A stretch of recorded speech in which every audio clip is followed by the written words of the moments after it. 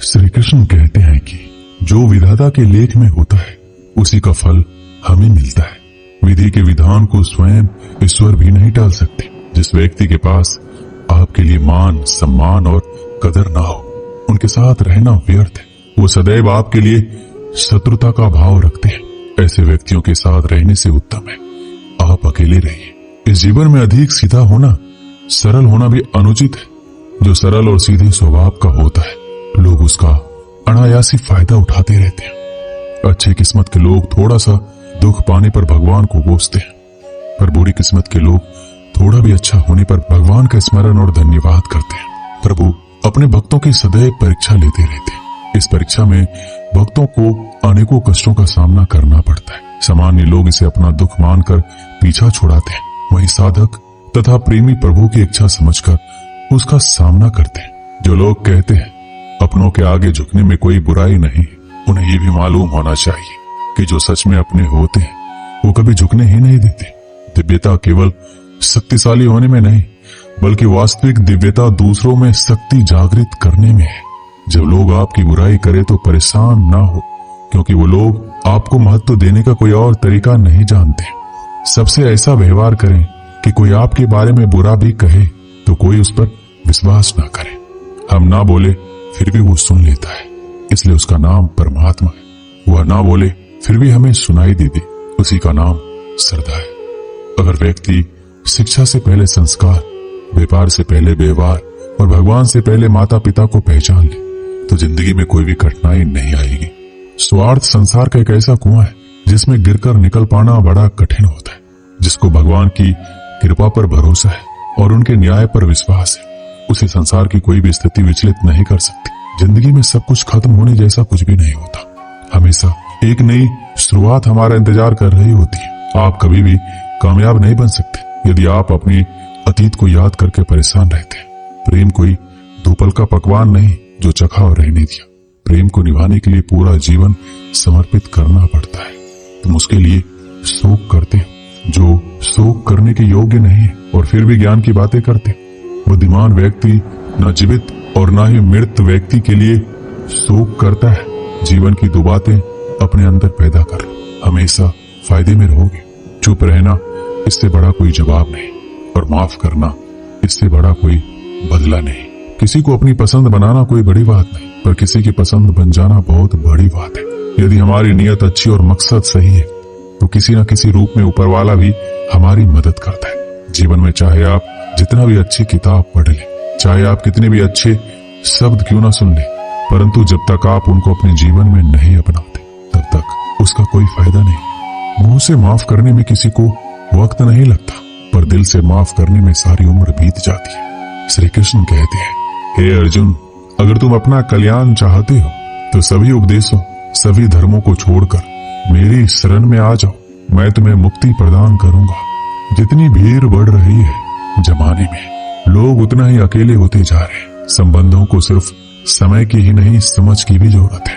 इंसान उन चीजों से कम बीमार होता है जो वो खाता है, ज्यादा बीमार वो उन चीजों से हो रहा होता है जो उसे अंदर ही अंदर खा रही होती है।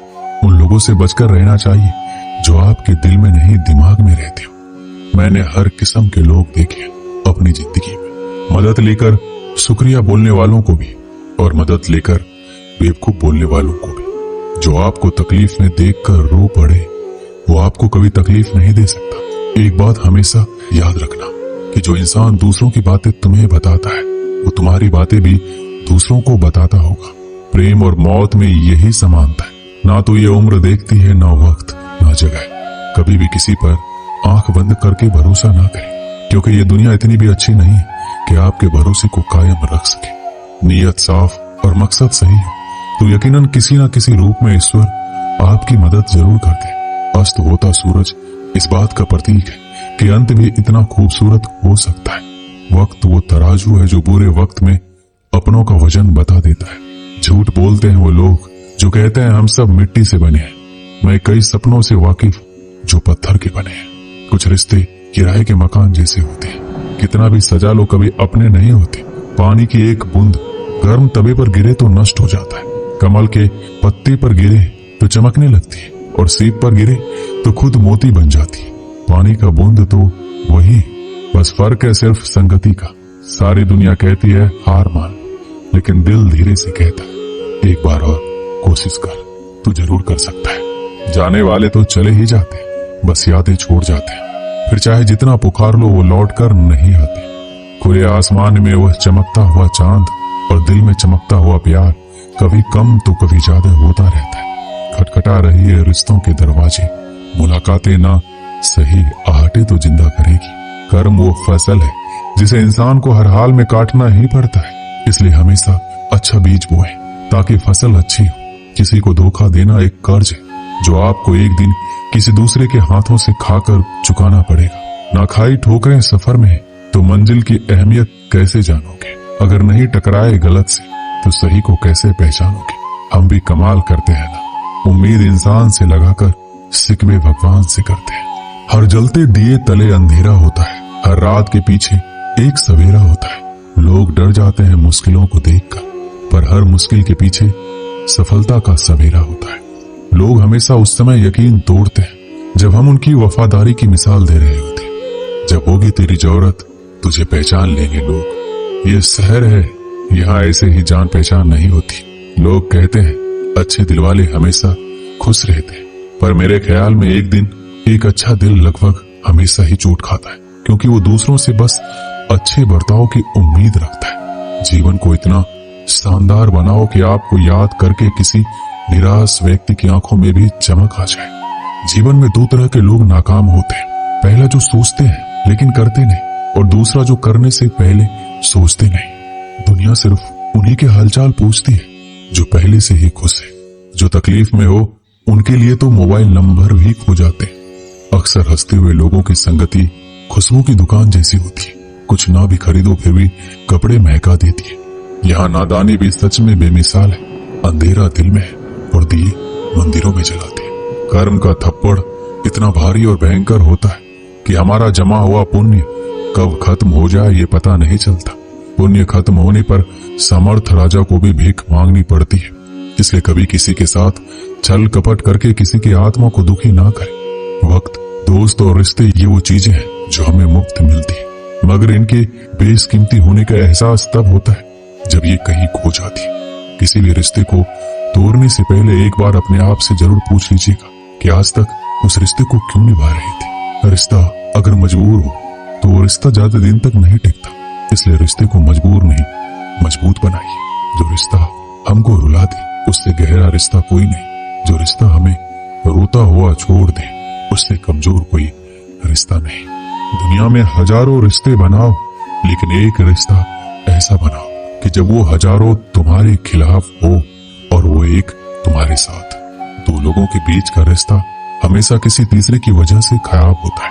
फासले का गम नहीं यदि दूरियां दिल में ना हो, नजदीकियां फिजूल है अगर जगह दिल में ना हो। हमारी गलतियों से टूट ना जाना, हमारी शरारत से कभी रूठ ना जाना।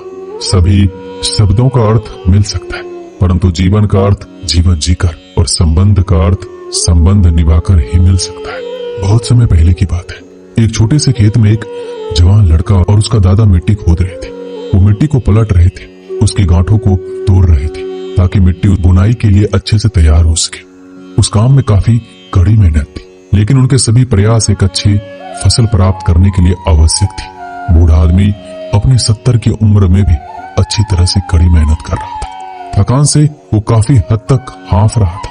हर प्रकार के जोर से उसके माथे से पसीना टपकता था, लेकिन फिर भी वह शिकायत नहीं कर रहा था। उसका पोता जो महज 17 साल का था, तंदुरुस्त और ताकतवर, वह मिट्टी को पलटने और गांठों को तोड़ने में लगी मेहनत और ताकत के लिए कोसता।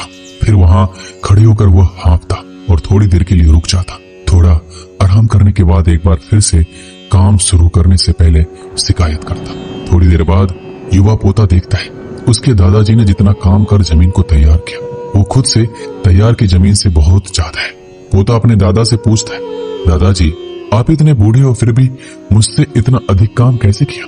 दादाजी ने जो उसे जवाब दिया उसे उम्मीद नहीं थी। जब हम किसी काम को मुश्किल मानते हैं और उसके बारे में ज्यादा सोचते हैं तो सच में मुश्किल हो जाता है, और हम बिना सोचे उसे करते हैं और करते ही रहते हैं तो वो आसान हो जाता है।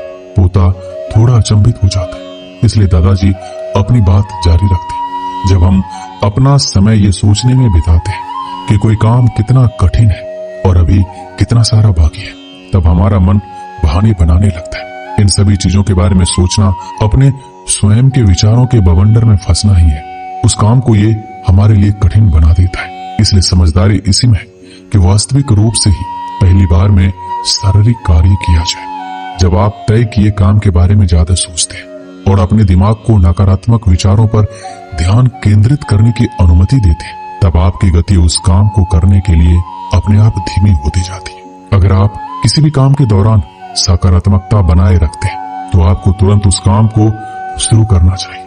और अगर देखना और सोचना है तो जितना आप आगे बढ़े, यानी कि जितना काम आपने अच्छे से खत्म कर लिया उसे देखें, ना कि जो बाकी है उसके बारे में विचार करें। ऐसा करने से एक सुखद और सकारात्मक एहसास आपको उस काम को लगातार करते रहने की ऊर्जा देता रहेगा। दोस्तों, इस वीडियो में बस इतना ही। जय श्री कृष्ण।